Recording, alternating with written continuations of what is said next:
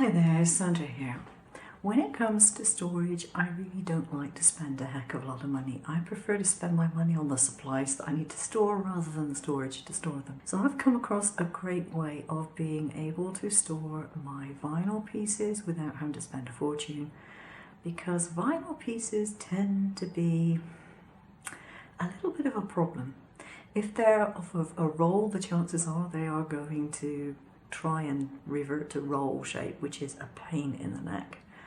If they are originally from a 12-inch square of vinyl, yeah, that's also problematic.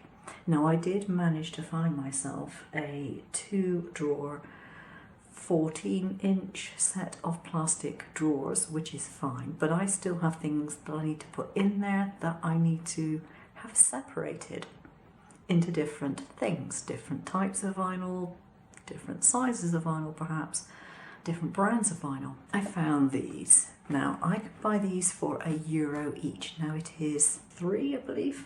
Yeah, A3. A3 document wallet. And you might be thinking, well, that's a bit on the big side.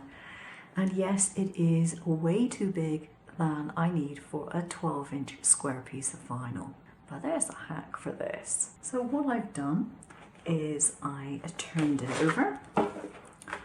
I put it onto my guillotine and I made it so this was 32 centimeters wide. That gives me enough room to put my 30 centimeter pieces in and still have a little bit of a border on the edge, so I'm not struggling to get things in.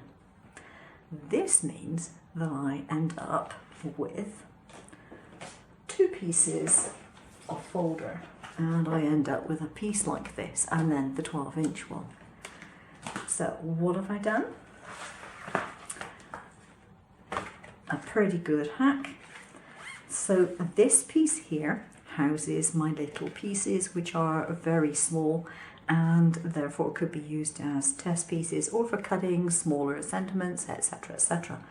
But it's basically my little bits, the ones that tend to get lost when you got whole sheets. And this houses my bigger pieces, the ones that are perhaps not so easily lost, but I still need to keep them together. So you'll notice that it doesn't have any side on there, and that's quite deliberate. This means I can filter through what I've got in here without any difficulty. I can lift it up, I can see if I've got any slightly smaller sheets in there, I can see those, I can see the colours easily.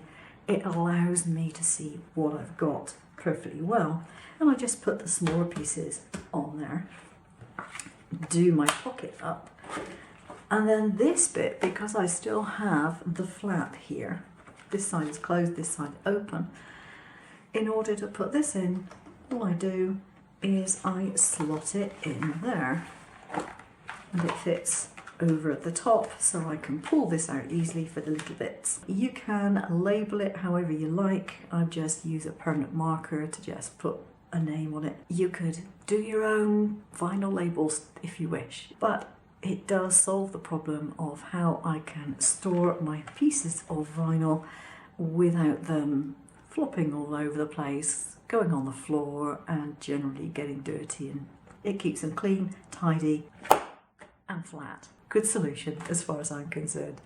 I'll see you again soon. Take care.